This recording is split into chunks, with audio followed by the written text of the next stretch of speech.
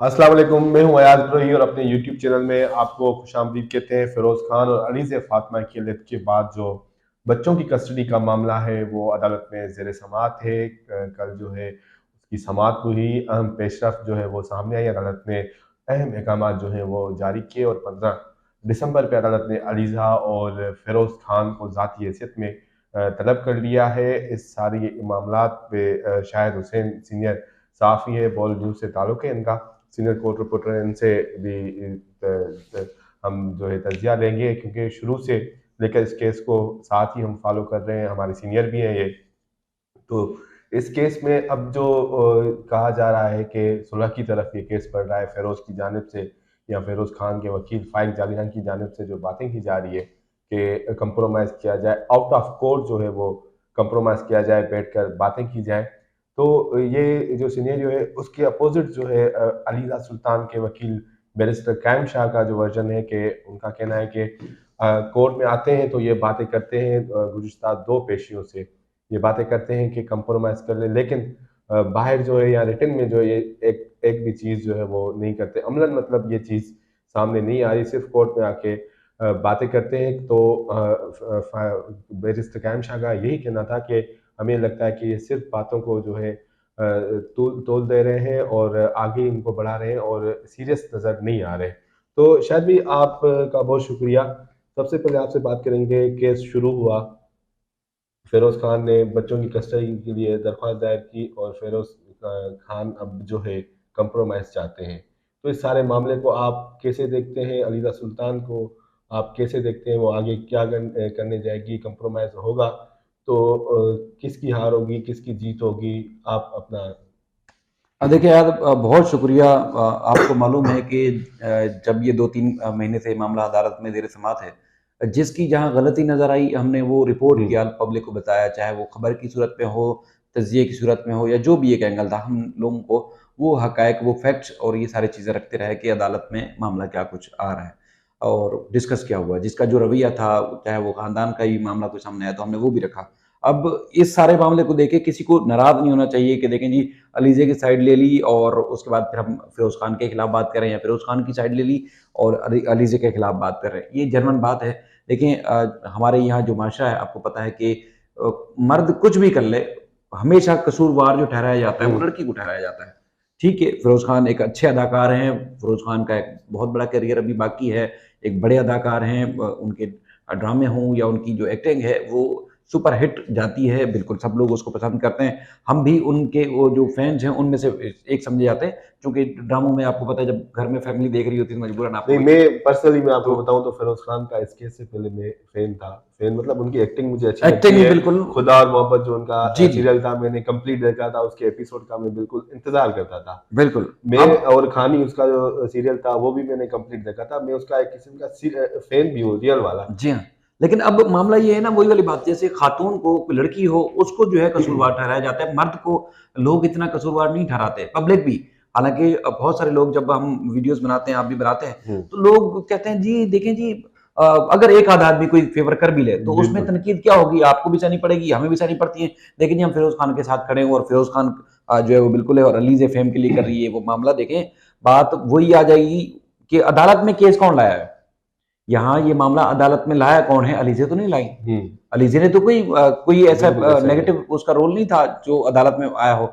और अदालत में जो कुछ सीन हुआ वो तो फिरोज़ खान की तरफ से हुआ। अब खुद अंदाज़ा लगाएँ, कल जब अदालत में पेश हुए, हमारी जो एक सोसाइटी है, उस सोसाइटी में जिस तरह की ड्रेसिंग है, हुँ, वो चाहे मर्द करें या औरत करें, वो इस तरह की ड्रेसिंग ड्रामों में भी लोग अगर हो जाए तो उस पे एतराज़ करते हैं। हाँ, और यहाँ पब्लिक प्लेस में जहाँ पे हज़ारों लोग अदालतों में पेश होते हैं, वो भी वहाँ फैमिली कोर्ट। फैमिली कोर्ट जहाँ पे वहाँ खवातीन और जहाँ बच्चों का मामला होता है, वहाँ किस तरह की ड्रेसिंग करके आए होते हैं। तो मतलब ये एक नॉन सीरियस सा मामला है, एक नॉन सीरियस आदमी लगते हैं कि उनको अपने किस तरह किस ट्रैक पे रहना है, उनको पता नहीं। मतलब ये एक होता है ना कि गैर संजीदा आदमी, या आप ये कह सकते हैं कि मुस्तकिल मिजाज नहीं है। ये जो इस बंदे की शख्सियत नज़र आई है, जो हमने अदालत में रह के महसूस किया है कि ये बंदा मुस्तकिल मिजाज नहीं है, कभी किस तरफ चला जाता है, कभी किस तरफ चला जाता है। मतलब माज़रत के साथ अगर किसी को बुरा लगे, साइको केस जैसे होता है ना, कि कभी भी कुछ भी कर दे। तो मतलब ये जो मुसलसल जो उसके एक्ट नजर आ रहे हैं या मुसलसल जो उसका रवैया अदालतों में हमने देखा, उससे फिर अलीजे की बातों को तकवीत मिलती है कि अलीजे जो बात कहती थी वो ठीक कहती थी बिल्कुल। कि ये कभी वो बर्तन तोड़ना शुरू कर देता है, कभी घर की चीजें तोड़ना शुरू कर देता है, कभी तशद्दुद करता है और कभी कैसा रवैया रहता है, कभी कैसा रवैया रहता है। ठीक है, बहैसियत एक्टर, बहैसियत इंसान, बहैसियत पाकिस्तानी, बहैसियत मतलब हमारा एक असासा है, लेकिन जो चीजें हैं हम तो वो बता रहे हैं। अब मामला आता है, देखें पहले आप अदालत में केस लाए, अपना भी जग हसाई करवाई, अलीजे को भी आपने रुसवा किया, जग हसाई करवाई, और उसके बाद फिर आप खुद देखें कि बच्चों को किस तरह ख्वार करवाया। और जिस तरह मतलब आपको पता है कि जब एक हमारे इस्लामी माशरे में एक ये भी चीज़ है ना कि भाई जब ये निकाह हो जाए या उसके बाद फिर ये खुदा ना खास्ता अगर खातून बेवा हो जाती है तो उनको काफ़ी अर्से तक वहाँ रहना पड़ता है, उनको बड़ा इद्दत में बैठना पड़ता है।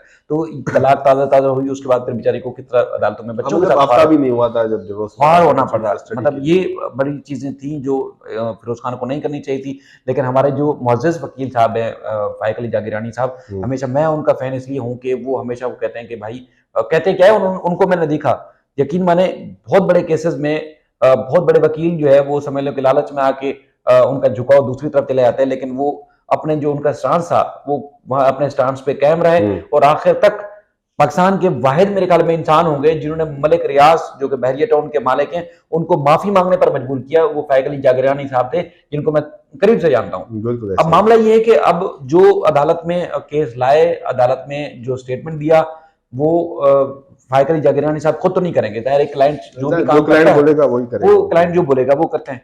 तो अब देखिए इतने अरसे के बाद, रुसवाई के बाद, अब मामला क्या आ गया है कि भाई हम सुलह कर लेते हैं, सुलह सफाई कर लेते हैं और जो मामला है सेटलमेंट करके मामले को रफा दफा करते हैं।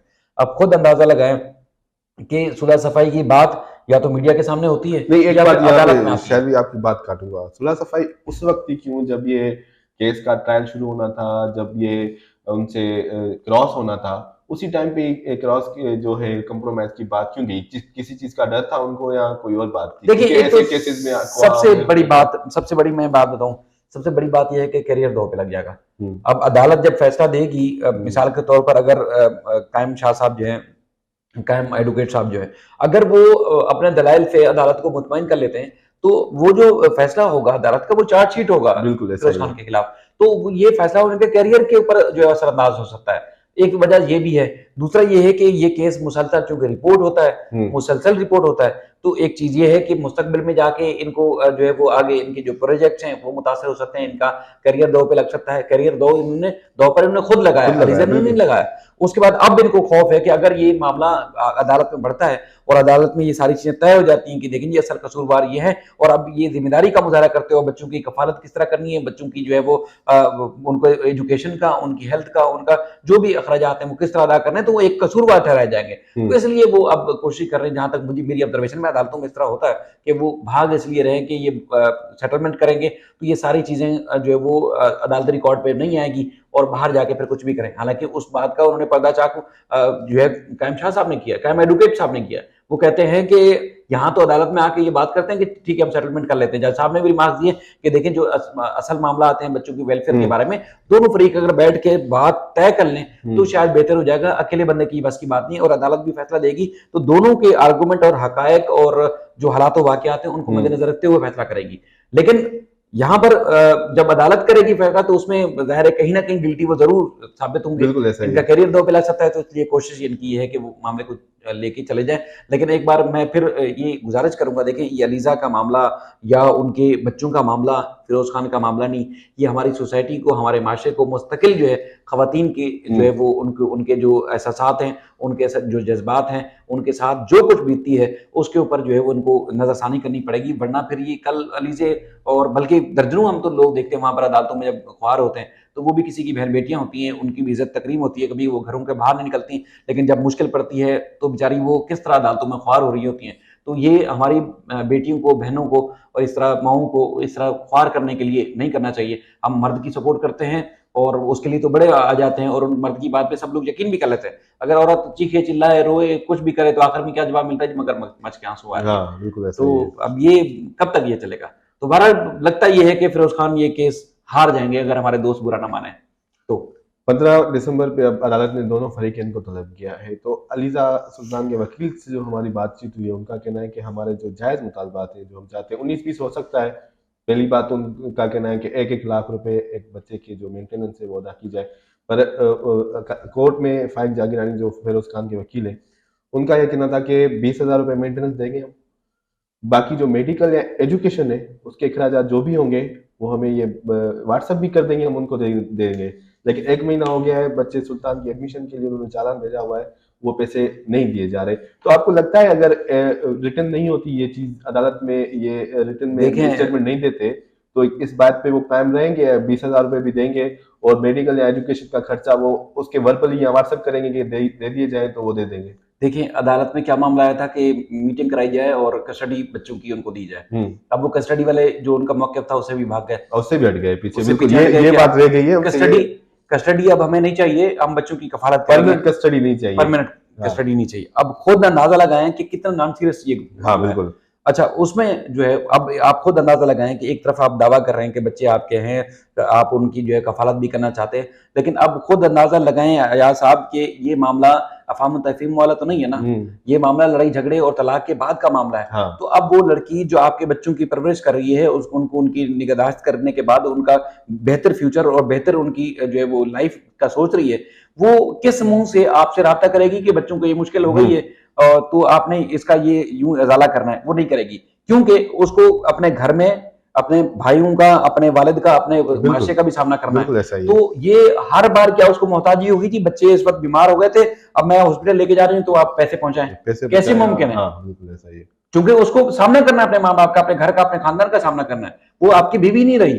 तो अच्छा, ये सारी मुझे चीज़ें मुझे आपको एक देखनी बात है। याद आ रही है, जब पहली समाअत हुई थी इसकी, जब 100 की एप्लीकेशन, फिरोज खान की एप्लीकेशन पे अलीज़ा को नोटिस हुए तो एसएचओ 7 कस्टडी लेकर आए थे बच्चों की। तो पहली जो स्टेटमेंट थी ऑन द रिकॉर्ड अदालत में अलीज़ा की, तो अदालत में अलीज़ा ने जो मेडिकल सर्टिफिकेट थी सुल्तान के वो दिखाए थे और कहा था अदालत को कि ये इनके वालिद तब जब वो अलीज़ा बता रही थी, कह रही थी, तब मैं इनके निकाह में थी, अपने अम्मा अब्बा के पास थी, तो मैंने इनको मैसेजेस किए, कॉल्स किए कि बच्चे सुल्तान को मैंने हॉस्पिटल में एडमिट करवाया, उसकी तबीयत खराब है, तो आप आ जाए मेहरबानी करके। तो फ़ोन पे उन्होंने मुझे कहा था कि ये ड्रामे मेरे साथ नहीं करो और किसी और के साथ करो जाके, मुझे पता है तुम्हारे ड्रामों का।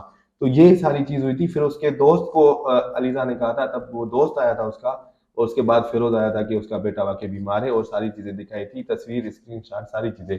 जब निकाह में थी तब ये चीज़ थी, निकाह अब तो तलाक हो गई है, तो आपको अंदाज़ा लगाएँ क्या अयाज मतलब। साहब, मैं आपसे पहले भी कह चुका हूँ कि ये सारी गुफ्तगू करने से बहुत सारे लोगों को ये बात बुरी लगेगी कि हम फिरोज़ खान के ऊपर क्यों बात कर रहे हैं, हाँ, क्योंकि फिरोज़ खान को जो लोग करीब से नहीं जानते, वो उनकी बड़ी रिस्पेक्ट करते हैं, उनकी अदाकारी की वजह से, उनके एक अच्छे अदाकार होने की वजह से बहुत ज़्यादा रिस्पेक्ट करते हैं, जिसका तज़किरा हम खुद भी अपने वीडियो के स्टार्ट में बिल्कुल कर ऐसा चुके ही हैं। है। मामला ये है कि जब आदमी को आप करीब से देखते हैं, उसकी नफ्सियात कैसी है, उसकी ज़हनी कैफ़ियत कैसी है, वो क्या मुस्तकिल मिज़ाज है, नहीं है, क्या वो बीवी की जब परवरिश नहीं कर सका, वो उसको नहीं सँभाल सका, तो वो दूसरे मामले को कैसे करेगा? हुँ, और जहाँ तक बच्चों की बात है, जब वो बच्चों के मामले पे इस तरह का सीरियस नहीं है, तो आगे हर वक़्त जब मुश्किल होगी, बच्चे छोटे हैं, बच्चे खुद नहीं माँग सकते, उनको खुद अपनी ज़रूरियात का नहीं पता, वो माँ के ज़रिए सारी ये ज़रूरियात पूरी करेंगे, तो वो किस तरह करेंगे, आप खुद अंदाज़ा लगा सकते हैं। मैं एक बार फिर कहूँगा कि देखिए, अदालत में वो अपना मुद्दा सही तौर पर बयान नहीं कर पा रहे थे, इसलिए वो सुलह सफ़ाई के लिए भागे और एक बार फिर शायद आपको भी गालियाँ पड़ें, मुझे भी गालियाँ पड़ें पब्लिक से कि देखिए जी, हम गलत बयानी कर रहे हैं। मामला ये है कि अगर किसी को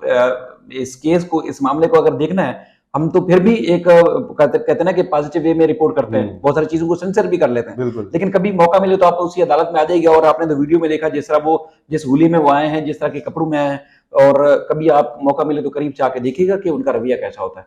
फिर आप हमारी हमारी जो ये पॉइंट ऑफ व्यू है, फिर इसको भले आप गालियाँ दें, लेकिन ये बंदा सीरियस नहीं है, नॉन सीरियस आदमी है। बहुत शुक्रिया शाहिद भाई। तो बच्चों की कस्टडी के लिए फिरोज़ खान आए थे, लेकिन बच्चों की परमानेंट कस्टडी जो है उनको नहीं चाहिए अदालत में, उन्होंने कहा है, जिसके बाद जो है अब अदालत ने 15 दिसंबर पर जो है फरीक़ैन को तलब किया है। अब देखते हैं 15 दिसंबर को क्या होता है। और फिरोज़ खान ने जो अलीज़ा की कुछ उनका जहेज़ था, जहाँ जो सारी चीज़ें उनके घर पे पड़ी हुई हैं फिरोज़ खान की, तो वो वापस करने की हिदायत की है। तो अब देखते हैं 15 दिसंबर को क्या होगा। मज़ीद डिटेल जो है वो भी आपको इस केस के रिलेटेड देते रहेंगे। अगर चैनल सब्सक्राइब नहीं किया तो चैनल सब्सक्राइब कर दें और आइंदा मिलेंगे किसी और वीडियो के साथ। तब तक के लिए अल्लाह।